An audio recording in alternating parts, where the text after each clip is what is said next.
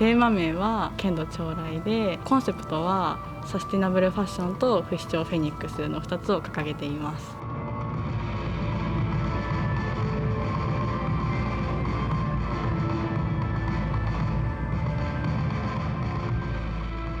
衣装のこだわりは株式会社エドウィン様が提供してくださったビーヒージーンズだったりとか、さまざまなタグなどをリメイクする形でさまざまなところにリメイク要素を加えているのと、根本特殊化学株式会社様の暗闇で光る蓄光を使用してリメイクの新しい形を表現しています。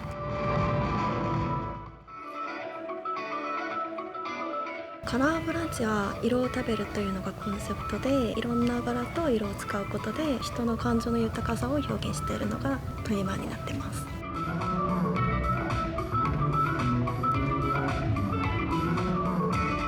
全体的ないろんな色を使うのがテーマだったので、この色がなんかメインの色というのがなくて、それを同じく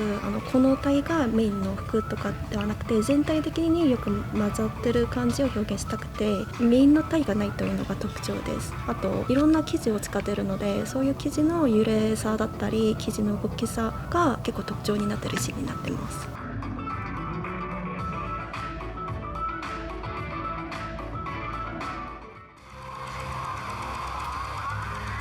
シーン名はコズミックボックスで宇宙の箱という意味なんですけど、現代人と未来人の宇宙での遭遇をコンセプトに作ったシーンになっています。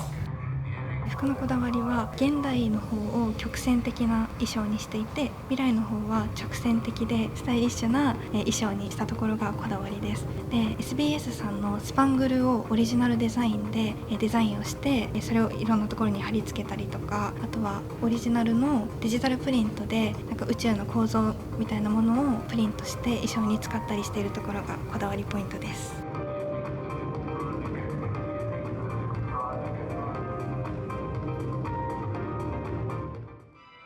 シーン4の愛のセンスはロリータと藍染めという新しいものの掛け合わせをコンセプトに考えました。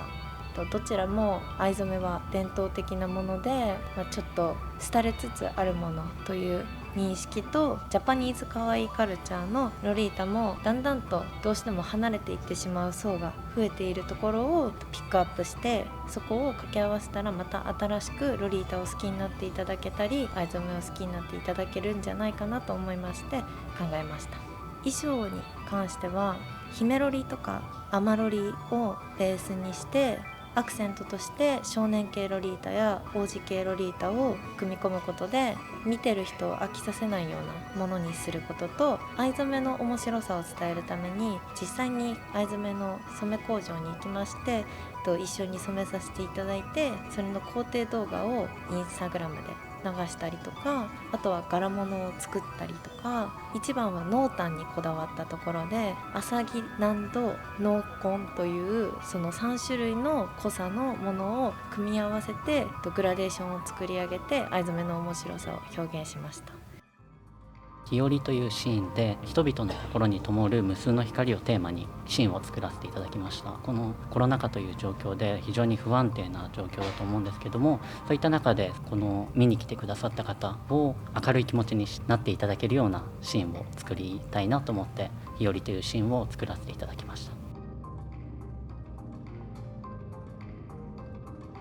提供していただいた生地が振袖がメインで、振袖のシルク素材がうまく生きるように、揺れ感であったりとかドレープであったりとか、そういったものがうまく生きるように、そういったものをふんだんに使用したデザインにこだわりました。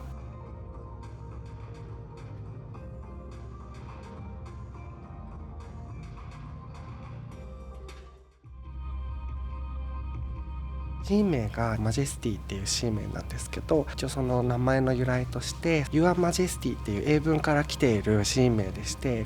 高貴な人とかに対する陛下っていうのを英語で Your Majesty っていう言い方をするんですけど、そこから取ったシーン名で、一応コンセプトが女王がコンセプトなので、陛下っていう言葉につながるようにマジェスティとして命名しました。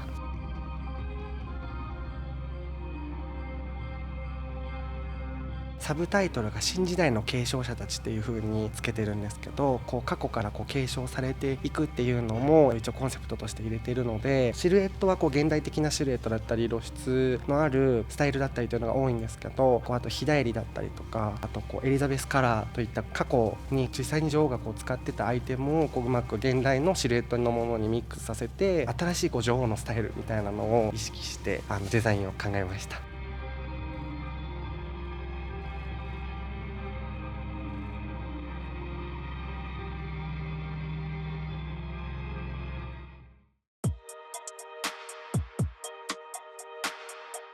私は一昨年在籍していて、実際に文化祭では企画実動として活動していたんですけど、企画さんの近くで活動していて本当に経験があって文化祭が大好きだったので、去年亡くなってしまってすごく悲しかったんですけど、今年しっかり行うことができて、それも新潮として活動することができたので本当に満足ですし、小法生がなくなってしまう危機があったりとか、あとは曲入れができなくなってしまうっていう危機もあったんですけど、実際には小法生も行うことができて客入れもできることになって本当に幸せで満足しています。率直にすっきりって感じで、もうやっと終わったって感じがありますね。だから悲しいというよりは嬉しい気持ちが一番かなと思ってて、正直に言うとまだ終わってる感じがまだ実感してなくて、まだまだ続くみたいな感じなんですけど、今の感情はすっきりしてます本当にいろいろな山場というか大変なことがあったんですけども、無事に本当にさまざまなパートの方々の力をお借りすることができて、本当に最高のステージになったと思います。本当に今はほっとしてます。2年前に実際に企画実動として企画に関わらせていただいていた時期がありまして、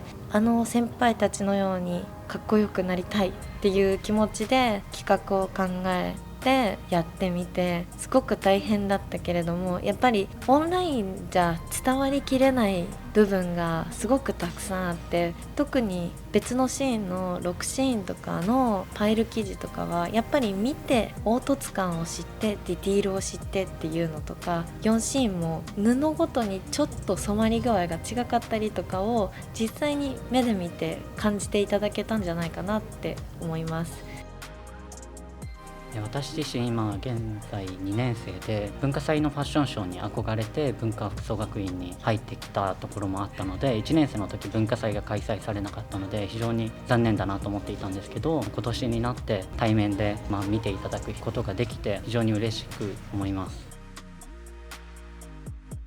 お客様を入れて実際にショーをするっていうのが本当に昨日初めてで、まだ全然慣れてない状態だったんですけど、本当に今一番最後終わって実際に自分の作ってきた作品が実際お客様が見て反応してる姿だったりとか、そういうのを見て本当にやってよかったなって本当にやりがいをすごい感じました。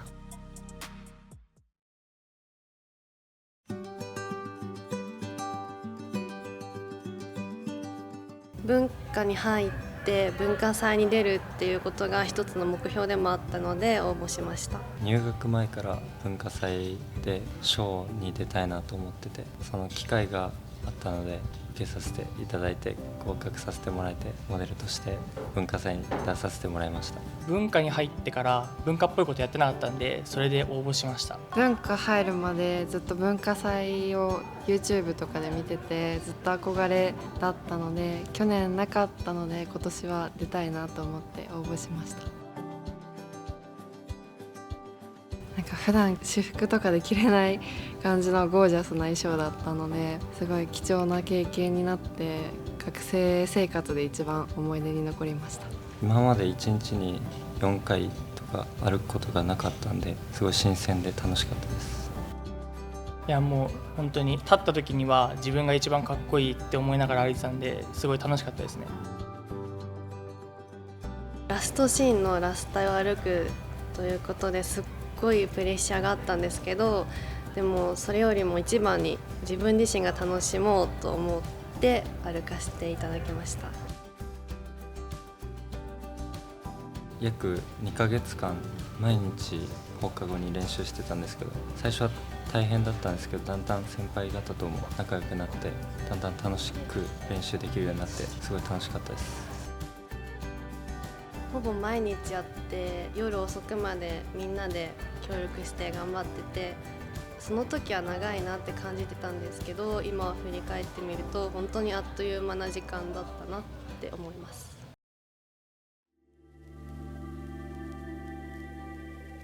大変だったところはやっぱり各パートと企画は常に連携していないといけないので、連絡を取ることがすごく難しくて、今の時代顔を合わせていない分 LINE とかを使って連絡するんですけど、言葉の受け取り方の違いで認識が変わってしまって、いざ会って打ち合わせした時に認識がずれていて違うものが出来上がってしまっていたり、打ち合わせではすごい大変なことも多かったんですけど、だんだん対面で打ち合わせができるようになって、何度も各パートさんと打ち合わせを行い、各シーンこだわり抜いた各パートとのやり取りによって一つのシーンが完成して、それが6つ重なって拍ができたことがすごい嬉しいです。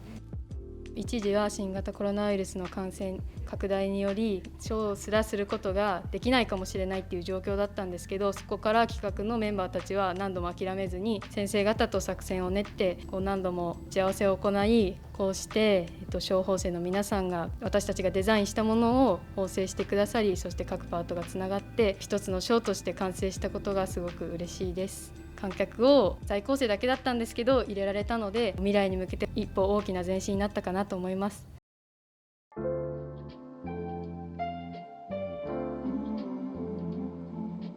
2年ぶりになるこういった形でお客様を入れてのショーだったんですけど、やっぱり2年越しだった分あって、各パートの学生たちのやる気だったり、ここのショーまでのエネルギーっていうのが例年以上だったんじゃないかなっていうふうに感じています。実際に終わってみて、洋服はもちろんなんですけど、エフェクトだったり照明とか音楽とか映像とか、それぞれ一つ一つ本当に洋服に合わせて、そのシーンに合わせて作られている、その学生の思いっていうのが一つの形になった30分弱の構成だったんですけど、そういった全部のパートが揃ってやっと一つのショーっていうのがやっぱり一個にまとまって出来上がってくるんだなっていうのを感じました。やっぱり一人じゃ何もできないんだなっていうのを改めて感じれたのが今年のショーだったなっていうのを思います。文化服装学院の文化祭のファッションショーは各科とか、あと各パートそれぞれの持っているその得意分野を集結させたようなファッションショーになっているので、リアルでもそうですし、コロナというのを経験したからこそオンラインでの配信とか新しい見方、楽しみ方っていうのも出てきているので、いろんなぜひリアルとその配信型のものと両方で楽しんでいただけたらなっていうふうに思います。